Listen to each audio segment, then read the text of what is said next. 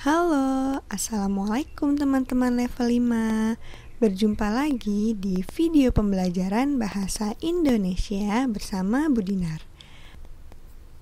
Apa kabar kalian hari ini? Semoga semuanya selalu dalam keadaan sehat walafiat ya.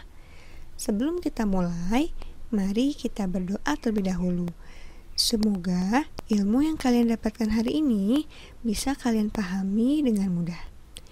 A'udzu billahi minasyaitonir rajim. Bismillahirrahmanirrahim. Rabbi zidni ilma warzuqni fahma.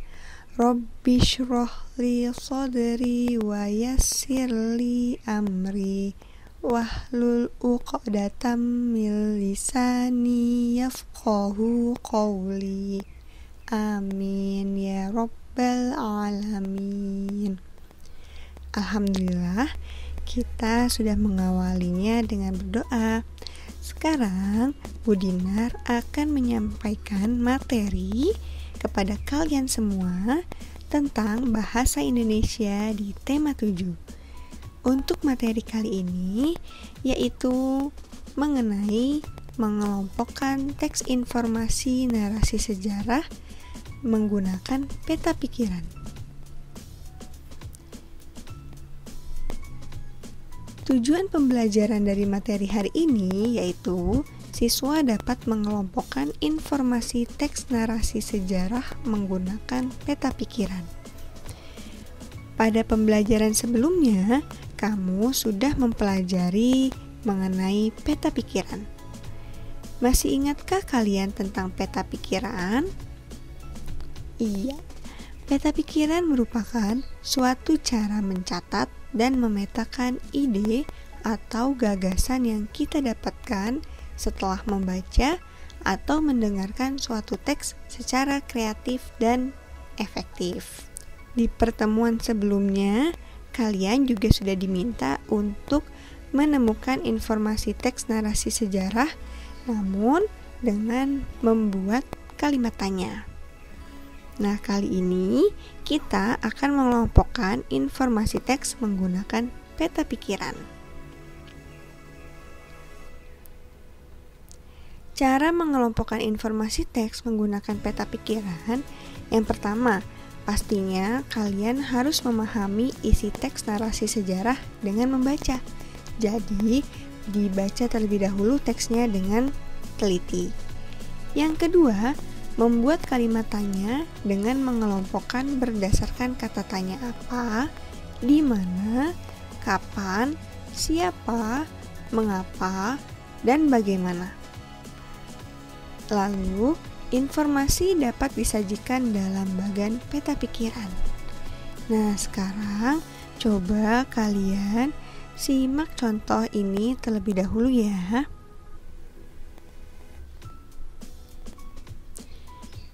Ya, di sini ada teks tentang peristiwa pembacaan teks proklamasi. Akan Bu Dinar bacakan ya. Sejak Jumat pagi, tanggal 17 Agustus 1945, rakyat Indonesia berkumpul di rumah Soekarno. Mereka ingin menyaksikan pembacaan teks proklamasi. Semua orang mempersiapkan pembacaan naskah proklamasi. S. Suhud mempersiapkan bambu sebagai tiang bendera.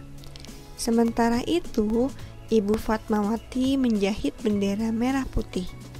Naskah proklamasi dibacakan pada pukul 10.00 waktu Indonesia bagian Barat. Setelah itu, S. Suhud dan Latif Hendraningrat mengibarkan bendera merah putih. Pengibaran bendera merah putih diiringi lagu Indonesia Raya yang dinyanyikan oleh semua hadirin. Setelah pengibaran bendera, Wali Kota Suwiryo dan Dr. Muwardi turut memberikan sambutan. Seluruh rangkaian acara tersebut disiarkan langsung ke seluruh Nusantara melalui RRI atau Radio Republik Indonesia. Itu dia satu contoh teks paragraf singkat. Setelah kita membaca, karena kita akan mengelompokkan informasi, jadi langkah selanjutnya Bu Dinar membuat kalimat tanya yang mana jawabannya itu ada pada teks. Yang pertama, kalimat tanya yang Bu Dinar buat adalah kapan pembacaan teks proklamasi? Yang kedua, siapa saja tokoh yang terlibat dalam persiapan proklamasi? Yang ketiga, di mana teks proklamasi dibacakan? Yang keempat, bagaimana cara menyebarkan berita proklamasi? Dan yang kelima, apa tujuan dari pembacaan teks proklamasi? Ya, Bu Dinar membuat 5 kalimat tanya yang mana semuanya diawali dengan kata tanya yang tepat. Ada kapan, siapa, di mana, bagaimana, dan apa. Dari kalimat tanya ini, semua jawabannya ada pada teks. Bisa kita buktikan dengan cara langsung menjawabnya pada peta pikiran. Nah, perhatikan peta pikiran berikut. Di bagian atas atau bagian tengah, ya biasanya boleh sih untuk penulisan judul bisa di atas atau di bagian tengah. Itu untuk peta pikiran ya. Nah, Bu Dinar meletakkan judulnya pada bagian atas. Pembacaan proklamasi judulnya.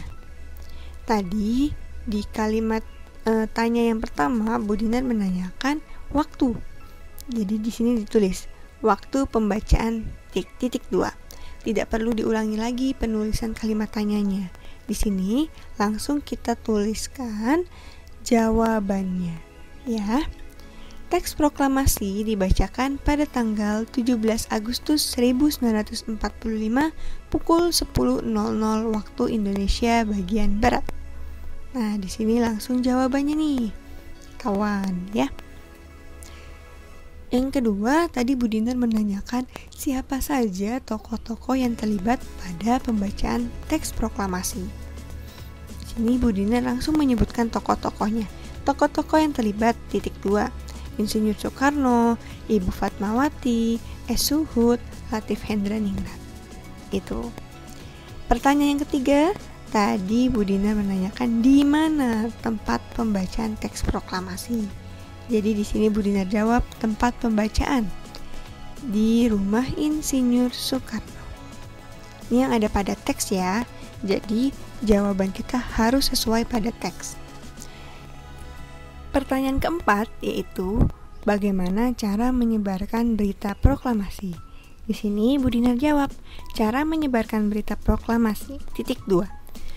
Acara tersebut disiarkan langsung ke seluruh Nusantara melalui RRI atau Radio Republik Indonesia. Dan yang terakhir, apa tujuan dari pembacaan teks proklamasi? Tujuan pembacaan titik 2 untuk mengumumkan bahwa Indonesia telah merdeka.